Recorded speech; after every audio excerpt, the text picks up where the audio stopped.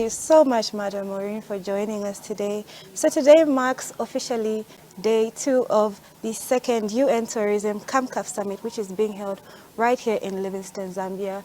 Please give us your expectations for this event. This event is the second edition of UN Tourism Summit that brings together Africa and the Americas regions to deliberate on issues around tourism growth and development. And the expectations from this event, actually is already like halfway done, is how can we deliberate from these two regions and share ideas, share experiences and knowledge, and collaborate on how we can grow the tourism sector, because the Americas and the Africa region face some similarities in terms of the marketplace, similarities in terms of the challenges and opportunities that these two regions are going through. Okay, so yesterday was officially day 1. Can you please give us your brief highlights from the day 1 of the CAMCAF Summit? Day 1 yesterday had 2 workshops. The first workshop was on security and crisis management, and that was very insightful on the aspects of how can we be better prepared when the crisis strike. And we got some case studies on how some crises were handled. And the second workshop, which I facilitated, was on how can we bolster tourism through intra-regional connectivity and visa facilitation policies.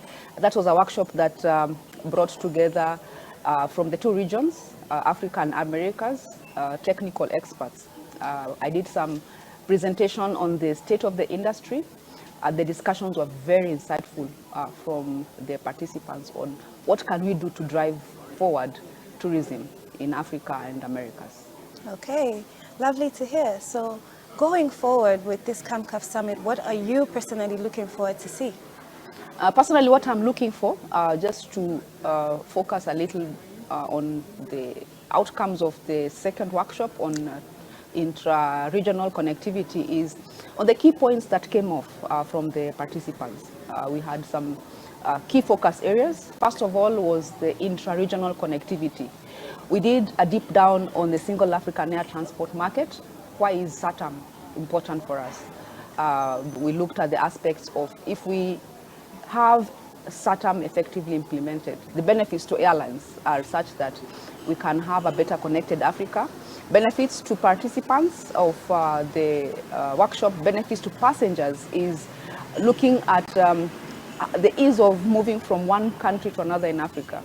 We got some examples where some participants took 2.5 days to come to attend this conference.